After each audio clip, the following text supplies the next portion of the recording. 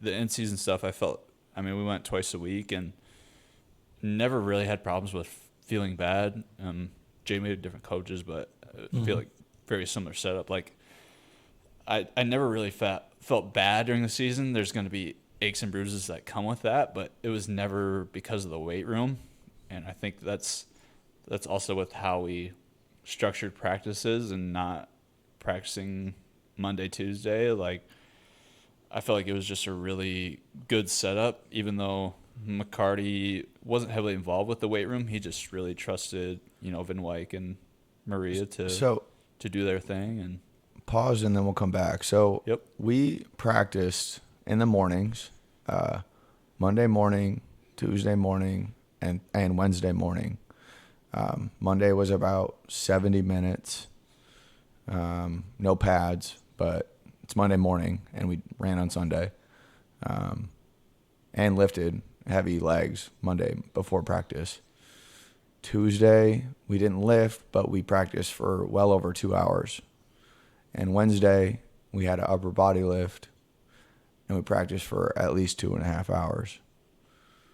And then Thursday was off, but at the same time, it's like Thursday before a Big Ten game. So, and then Friday we had a primer, so like another with like lift type movements for like 20 minutes and another 45-minute practice. I'm curious on like they thought that made us feel better for games, but I felt like I never recover from games. I feel like all of that is just attributed to the level that you're at. Again, you have strength coaches who are only working with that sport. You have football coaches where that's their whole livelihood. For you guys, you were mainly there to play football. Like academics just didn't matter as much. But for Northwestern, there's football coaches who were doing stuff on the side. Academics was more prioritized, and we just didn't have the resources. And obviously, the schemes weren't as complicated. And so, from like a film and practice perspective, it didn't have to be as complex.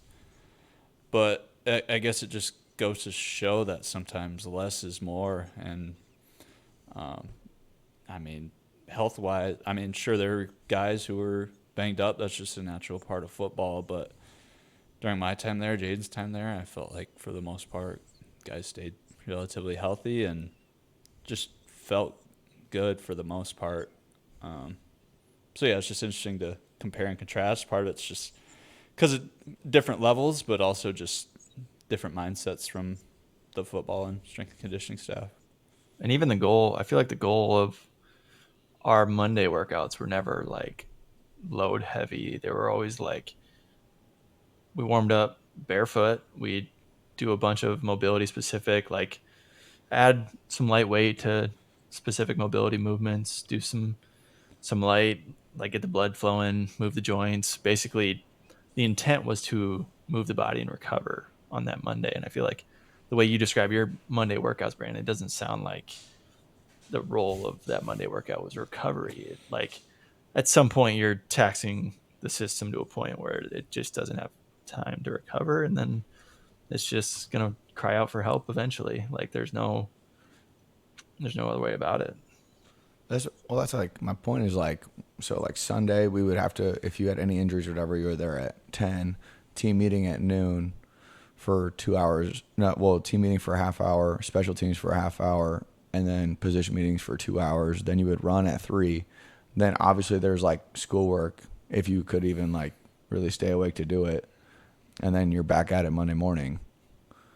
Right. And then like every afternoon you had from 5 to 7, you had film. So it's like, and classes was just jam packed in between that, so it's just like this constant.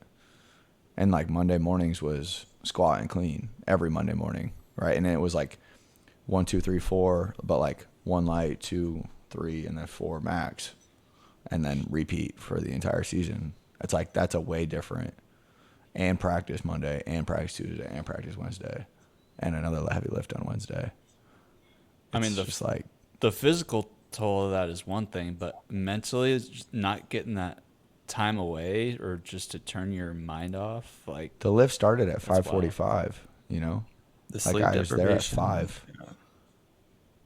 Yeah. Like, Yeah. you can't expect college kids, one, after a game, and two, to wake up at 5:45 to get enough sleep. And those, I'd say, those Well, first two nights after the game are the most important for recovering for the next week. So it's like you're yeah. already depriving sleep, physical energy, time to recover. And I and don't that's know. where I feel like also, like a lot of us try to like have fun on like Saturday after the game, and like jam pack the only fun you can have.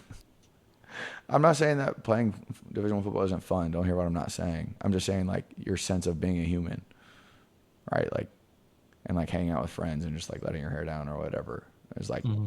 but then if you do, have some fun or whatever, and then you're behind again, and obviously there's no way to catch up until And that's probably a Thursday way to main trial. moderate it a little bit. That Sunday workout is probably making sure that people don't go I too think crazy that's because, yeah, they have something that next morning. It sucks for those that aren't necessarily that extreme, that kind of just want to enjoy like a Saturday night after a yeah, football win, like with the boys. Like, what's better than that? yeah.